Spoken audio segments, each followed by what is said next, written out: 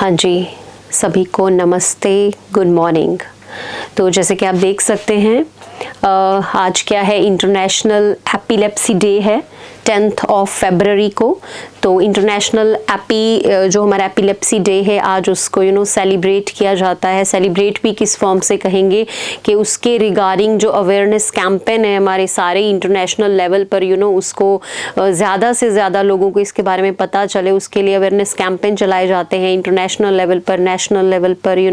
Various NGOs इसमें participate करती हैं, बहुत सारे वॉलंटियर्स इसमें होते हैं।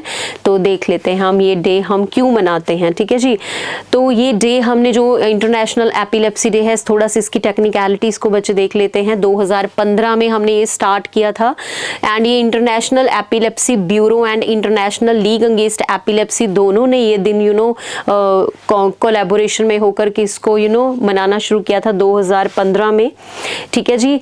आज अगर बच्चे आपको पता है हमारे 50 मिलियन जो लोग हैं एपिलेप्सी से ग्रस्त है। एपिलेप्सी क्या होती है? मिर्गी, जिसको मिर्गी कहते हैं, मिर्गी का दौरा पड़ना एपिलेप्सी में, ठीक है जी, जो मैं आपको बताती हूँ, ठीक है।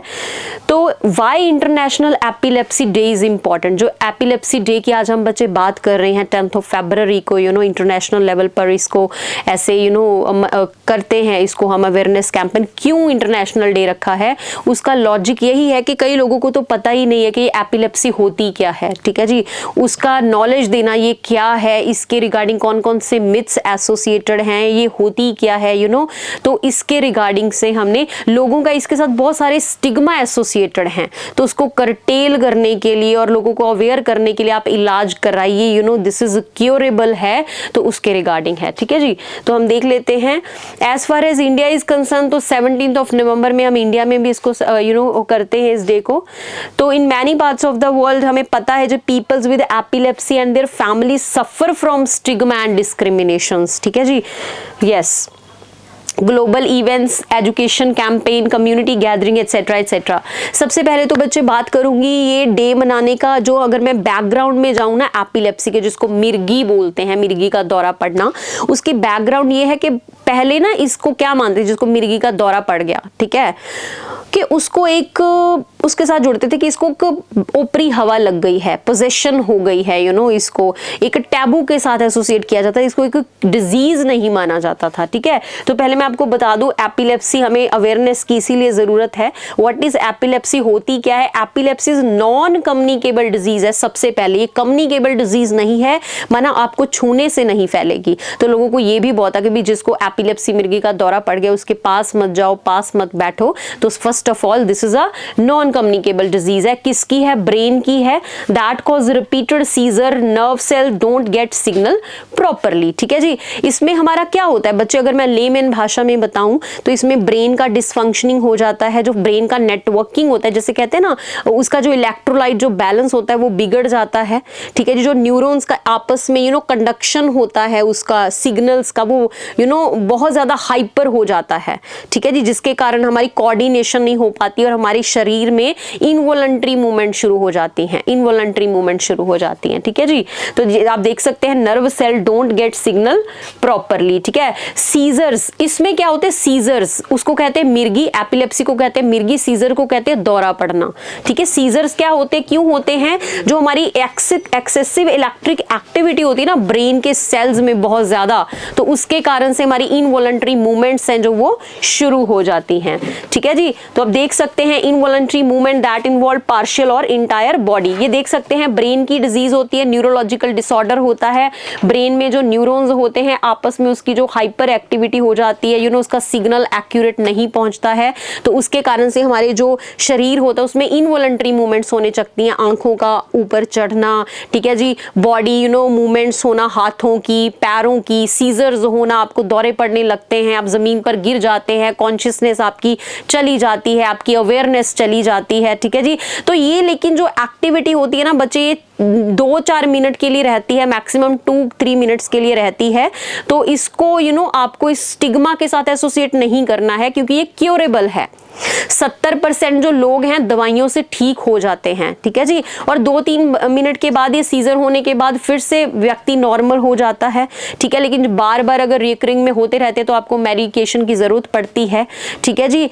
तो हमारे थोड़े से केसेस हैं जिनमें हमें इसका पता नहीं, इसका कारण क्या होता है। तो एपिलेप्सी का बेसिकली जो कारण होता है बच्चे, वो क्या होता है, ये किसी भी एज पर आपको हो सकती है, जरूरी नहीं है, बच्चे को भी हो सकती है, बड़ों को भी हो सकती है। ये आप देख सकते हैं सीजर्स हैं, ठीक है जी, ये फिट्स पड़े हैं उनको, ये आपकी जर्किंग मूवमेंट शुरू हो जाती है हैंड्स की और लेग्स की, ठीक है जी।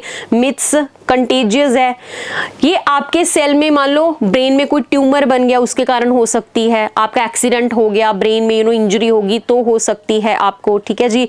या कोई आपका जो आप भोजन ले रहे हैं, न्यूट्रिशन ले रहे हैं, उसमें कोई वर्म वगैरह चले गए, इन्फेक्शन हो गया, उसके कारण भी जो आपका स्टमक का इन्फेक्शन है वो ब्रेन तक पहुंच जाता है, तो उससे ये चीज हो सकती है, ठीक है जी। और बच्चों में अगर हम बात करें तो बच्चों में जो हमारे जो न्यू जन्म बच्चे होते हैं, न्यू बॉर्न बेबीज होते हैं, उनमें भी हो जाती है, ठीक है। बेसिकली उनमें इंजरी हो जाती है, कई बार उनको ऑक्सीजन की कमी हो जाती है, ठीक है जी। तो ये आप देख सकते हैं। तो इससे क्या हो जाता है, इसको मैंने पहले बोला ना, इसको ऊपरी हवा माना जाता था। आज भी कई लोगों को नहीं पता है कि ये एक डिजीज है, बीमारी है, और इसका इलाज पॉसिबल है दवाइयों के साथ। लेकिन बेसिकली उस व्यक्ति को स्टिग्मा हो जाता है कि भी शादी नहीं कर सकते हैं, ये नहीं कर सकते, मेरा करियर नहीं हो सकता है। तो बहुत सारा ऑस्ट्रासाइजेशन हो जाती है सोसाइटी में, उसकी क्रिटिसिज्म हो जाता है, स्टिग्मा क्रिएट हो जाता है उस व्यक्ति को भी और उसकी फैमिलीज को भी, ठीक है जी। तो आप देख सकते हैं। लेकिन सबसे बड़ी बात है कि 3/4 जो लोग रहते हैं हमारे, जिनको ये बीमारी है, वो हमारी कहां पर पाए जाते हैं, मिडिल और लो इनकम कंट्रीज में पाए जाते हैं। क्यों? क्योंकि वहां पर बहुत सारी प्रॉब्लम्स रहती हैं, हाइजीन को लेकर के भी रहती है, न्यूट्रिशन को लेकर के भी रहती हैं, ठीक है जी। तो इसीलिए वहां पर पाई जाती हैं। और वहां पर ट्रीटमेंट भी प्रॉपर नहीं है, क्योंकि आपको इसके लिए प्रॉपर ट्रीटमेंट की जरूरत होती है। न्यूरोलॉजिस्ट का होना चाहिए, मैन पावर जो डॉक्टर्स हैं उनका होना चाहिए, हेल्थ केयर डिपार्टमेंट स्ट्रांग होना चाहिए आपका, ठीक है जी।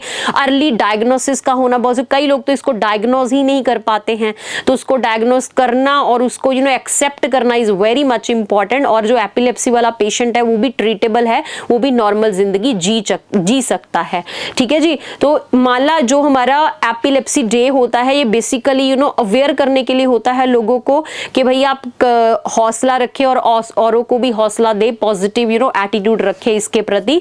तो ये हमारा WHO इसके ऊपर काम कर रही है, वर्ल्ड हेल्थ ऑर्गेनाइजेशन बहुत सारी कंट्री के साथ मिलकर के जो लो इनकम कंट्रीज होती हैं उनमें इनके प्लान्स चल रहे हैं, ताकि उनको लो कॉस्ट पर मेडिसिन, ये एंटी सीजर जो मेडिसिन है वो उनको दे सके। अर्ली डायग्नोसिस के लिए जो हमें टूल्स चाहिए होते हैं वो हम पता करवा सकते हैं, क्योंकि बेसिस 70% केसेस तो क्योरेबल हैं, कुछ का हमें कारण ही नहीं पता क्यों होती है, तो उनमें इनकी सर्जरी भी की जाती है। तो इसलिए हमें जो डायग्नोस्टिक टूल्स होते हैं वो भी अच्छे चाहिए। तो उसके ऊपर भी हमारी जो WHO वो काम कर रही है, फंडिंग के ऊपर भी काम कर रही है। तो हमारी जो पॉलिसी गवर्नमेंट, अगर मैं भारत की बात करूं तो भारत में भी जो एपिलेप्सी के रिगार्डिंग हमारे एम्स में और सभी में इसको लेकर के डायग्नोस के रिगार्डिंग बहुत सारे प्रोग्राम्स चल रहे हैं, एपिलेप्सी को डायग्नोस करने के लिए, ट्रीट करने के लिए, एज वेल एज हमारे मेंटल हेल्थ से रिगार्डिंग भी बहुत सारे प्रोग्राम चल रहे हैं। तो मैं लास्ट में यही कहना चाहूंगी, जो एपिलेप्सी है ये एक टैबू नहीं है, एक स्टिग्मा इसको मत बनाइए, ये क्योरेबल है और ट्रीटेबल है।